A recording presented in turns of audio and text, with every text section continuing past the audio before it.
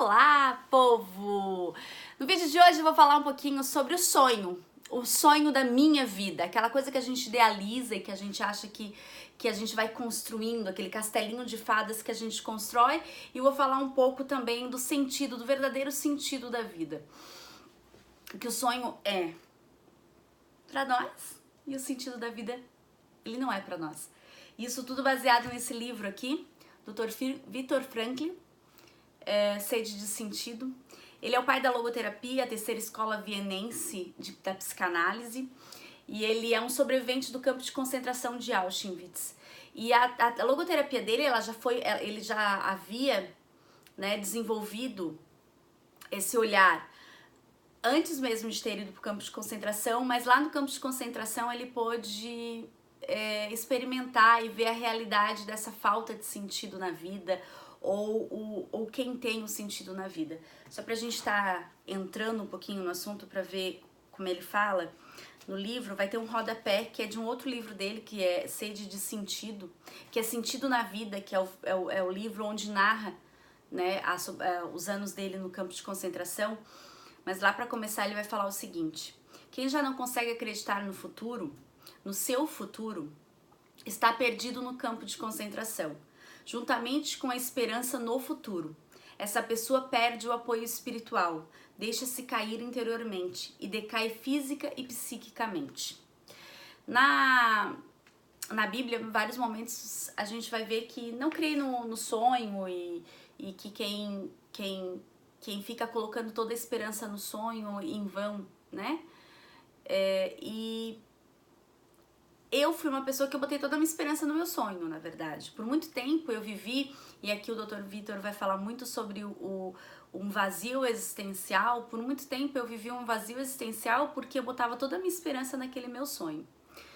Eu sempre sonhei em ser professora de história, sempre sonhei não, mas desde muito pequena eu queria ser professora.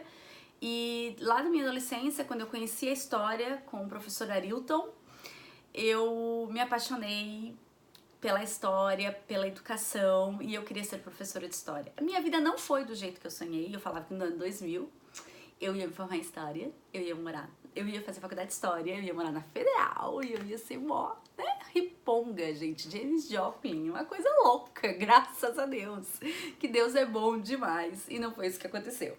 E eu casei aos 17 anos de idade, fui mãe, no ano 2000 eu virei mãe, virei esposa e não consegui fazer a faculdade, mal consegui terminar o terceirão, mas eu fiquei muito feliz, eu amo meu casamento, mas dentro de mim, lá dentro de mim, na minha intimidade, eu sempre tinha aquilo, o meu grande sonho. Durante anos eu fui pra formaturas e eu chorei horrores, porque o meu maior sonho era que alguém chamasse Camila Antunes Gonçalves, eu te nomeio licenciada ou bacharel em História. Isso demorou 15 anos para mim entrar na faculdade, demorou quase 20 anos para mim me formar, depois desse sonho. E nesse tempo eu culpei Deus, eu culpei as minhas ações, eu me senti inferior, eu tinha vergonha de dizer que eu era dona de casa, eu tinha muita vergonha. Na certidão de nascimento dos meus 2 filhos mais velhos, tava dona de casa. Eu me lembro quando eu fui falar isso, eu fiquei com muita vergonha. Eu tinha muita vergonha de ser dona da minha casa. E eu vivi com isso. Por mais que eu amo meu filho incondicionalmente, eu faria tudo, daria vida, tudo pelaquela criatura, eu queria o meu lado mulher. Quando eu falo assim, mulher, esposa e mãe, um nunca anula o outro. Então assim, eu sempre eu fui esposa, mãe, mas eu sempre quis ter o meu lado pessoal, Camila. E isso me governou por muito tempo. Eu deixei ser governada por muito tempo por isso, por essa angústia. As pessoas não notavam isso, mas era algo que eu vivia dentro de mim, era meu, era lá dentro. E eu entrei e graças a Deus, assim, a minha vida não foi como eu sonhei, e eu tive que sonhar novos sonhos, eu tive que buscar realizações em outras coisas. A gente montou a empresa no ano de 2007, eu fui tentar fazer uma faculdade de contabilidade, não sei por que eu não fiz administração, tá, gente? Mas eu fui tentar fazer contabilidade, pessoa que odeia matemática, que acha assim, Deus fez tudo na vida, mas o diabo botou a cola e saiu a matemática. E foi fazer contabilidade. Não era uma catástrofe, gente. Eu só gostava das aulas de economia que tinha história pra caramba. Fora isso, eu achava o resto um saco. 3 semestres eu caí fora, não era pra mim. Eu acho que o que eu aprendi lá eu uso até hoje. Porque eu cuidava de toda a gestão financeira da empresa, então eu tinha que aprender. Mas não era questão de ter aprendido, eu tinha que me apaixonar por aquilo. Eu não era apaixonada pelo que eu fazia. Então, eu depois, né, aos 32 anos de idade, eu e o Davi já com a empresa mais centrada, né, eu sou sócia do meu esposo, já com a empresa firme, os filhos maiores, né, com 28 eu tive a minha terceira filha, a Maria Eugênia. As crianças já estavam maiores, a gente se mudou pro lado da universidade, o que fazia com que eu ficasse muito perto de casa. E aí eu fui fazer faculdade de História. E não foi nada demais. Não é que eu sou, apesar de ser uma sanguínea e insatisfeita, não é nada demais, né? Eu não fiz meu mestrado, eu não fiz doutorado, eu não fiz faculdade na federal, fui fazer uma faculdade particular muito mais limitada do que uma federal. A minha cabeça já era outra. E eu dizia, meu Deus, né? Aí eu vou trazer pra vocês essa passagem bíblica de Provérbios 16 que fala o seguinte: ao homem os projetos do coração, mas é a Deus que vem a resposta da língua. Todos os caminhos do homem são puros a seus olhos, mas é a Deus que pesa o espírito. Recomenda a Deus tuas obras e teus projetos se realizarão. Deus tudo faz em vista de um fim, e até o ímpio para o dia da desgraça. E quando eu li isso, e essa parte que me chama a Deus, ao homem cabe os projetos, mas a Deus vem a resposta da língua, eu vi que eu projetei a minha felicidade no meu sonho, mas Deus não fez isso. E graças a Deus, porque, gente, eu ia ser uma perdida na vida.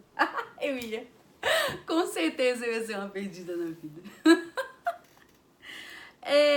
E Deus me deu um sentido na vida. Aí aqui no livro, quando vai falar do sentido na vida, e quando eu li esse livro, eu entendi que o meu sentido da vida não era ser professora de história, que o meu sentido da vida não era dar aula, fazer mestrado, até porque eu acho que eu queria mais ir para a faculdade do que me formar, tá? Não era isso. O meu sentido, ele ia muito além, porque assim, quando a existência humana se distorce na mesma medida em que gira em torno de si próprio. Eu só girava o meu sonho em torno de mim próprio. E aqui o Dr. Vitor, ele vai comparar esse sentido na vida, que ele olha para o outro, não olha para mim. Ele vai comparar o olho. O olho não olha o globo. A gente não consegue ver a menina dos olhos. O olho só olha o outro. Ele não olha ele si próprio. O olho, quando vai olhar a si próprio, é porque ele tá doente, é porque ele tá com catarata, que vai ver a catarata, ou o glaucoma, que ele vai ver círculos de luz, que é o glaucoma.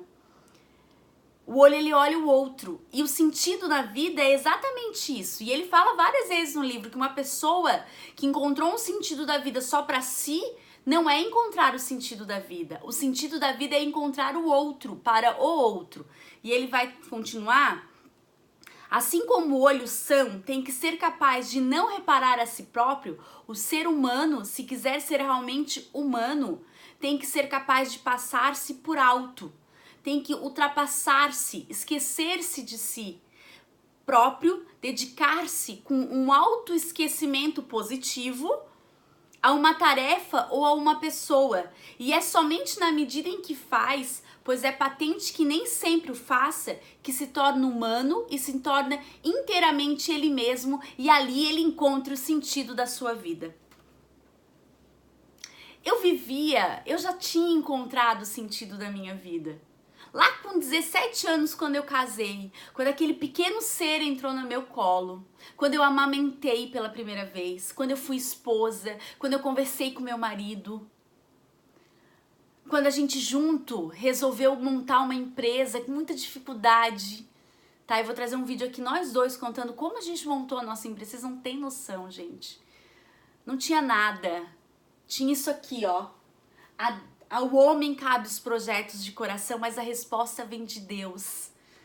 E foi dali que nasceu a minha empresa, de uma resposta do amor de Deus. E o meu sentido da vida foi quando eu tive que não fazer a minha faculdade para ser mãe e novamente não poder. Quando o Davi deixou de fazer a faculdade, porque a gente resolveu colocar as crianças em escola particular e tocar a empresa e ver que tocar a empresa era algo financeiramente mais lucrativo. O meu sentido na vida era para os meus e não eram os meus alunos. Não que eu ame os meus alunos, eu amo sala de aula. Mas o meu verdadeiro sentido da vida, o meu esquecer-se de mim positivamente, era ser mãe. Mulher, esposa e mãe. E quando eu aprendi a olhar isso veio de um processo de amadurecimento, de quando eu encontrei o agir de Deus na minha vida, as coisas ficaram muito mais fáceis, fazer a faculdade ficou muito mais fácil, e me formar ficou muito mais fácil. E aí eu pude ver que eu fiz aquilo tudo que eu sonhei, só que no tempo de Deus e não no meu. E eu pude, o que eu acho mais sensacional de ter demorado para fazer faculdade foi porque Deus traçou um caminho muito melhor do que o que eu tinha traçado. Deus me guiou num caminho muito mais bonito do que o que eu tinha traçado. Primeiro eu conheci a sua igreja, primeiro eu conheci a palavra, primeiro, como lá em João 6,32, eu fui na fonte da água viva, eu comi o pão que jamais vou ter fome, eu bebi a água que jamais eu vou ter sede. Para depois eu entrar numa faculdade, que a gente sabe que uma faculdade de história, a gente vai confrontar com isso, a gente vai confrontar com professores totalmente ateus, né? A gente vai confrontar com ideologias que dizem que a fé para o homem, que a religião para o homem é o ópio do povo. Mas eu já estava abastecida. E eu aprendi que todos esses meus momentos é na minha casa, é na minha empresa, é dentro de uma sala de aula, é numa reunião de professores, quer comer, quer beber, quer fazer qualquer coisa, faça tudo para a glória de Deus. Coríntios 1. Então, o meu sentido na vida, eu tive que aprender ele meio que na porrada, depois de muitos anos, eu tive que amadurecer. Mas foi como Santo Agostinho, quando se converteu, depois da mãe rezar 35 anos pela conversão desse filho, e ele ter procurado várias coisas diferentes, ter procurado o maniqueísmo, a retórica, várias correntes filosóficas, e nas palavras de Santo Ambrósio, um bispo, ele encontrou a Deus. E daí na minha tradução literal, porque a minha tradução não é, mas como eu entendi as palavras de Santo Agostinho quando eu li o livro Confissões, ele fala mais ou menos assim: ó beleza tão antiga e tão nova, te procurei em todos os lugares e eu só te encontrei quando eu vi que tu estava dentro de mim. O sentido da vida que eu achava tão difícil, tão distante, eu nunca vou poder ir para Florianópolis fazer faculdade, não vou, realidade, eu sou mãe, sou esposa, isso tudo vem na frente. Mas, quando eu olhei dentro de mim, já estava ali. E tudo se realizou, não conforme eu quis, eu sempre falo graças a Deus. Mas hoje eu sou esposa, mãe, professora de história, ainda vou fazer o meu mestrado, não sei se eu vou fazer o mestrado, mas eu vou fazer o meu mestrado, mas no tempo de Deus. E quando eu comecei a aceitar o agir de Deus na minha vida e ver que o que Deus fez por mim é muito melhor do que o que eu mesmo imaginei, e quando eu vi que esse me anular não era algo negativo, mas sim positivo, e nesse meu anular-me eu encontrei um verdadeiro sentido na vida, aí a gente vai lá pro versículo 20, que fala assim: quem é atento à palavra encontra felicidade. Quem confia em Deus é feliz. Então, gente, o vídeo de hoje foi esse. Para falar que às vezes a gente fantasia demais o nosso sonho e coloca muita esperança num sonho e esquece de ver que sonho e sentido da vida não é a mesma coisa. Que o sentido da minha vida vai muito além disso. Que o sentido da minha vida vai muito mais do que simplesmente o meu sonho. E o deixar agir de Deus na minha vida fez eu encontrar isso. Espero que você goste do vídeo. Não esquece de me seguir lá no meu Instagram, @camila, tá? Compartilhe esse vídeo com alguém que você acha que talvez precise também encontrar o seu sentido na vida. Se você gostou, dá um like e me segue lá no canal. Beijo da Prof.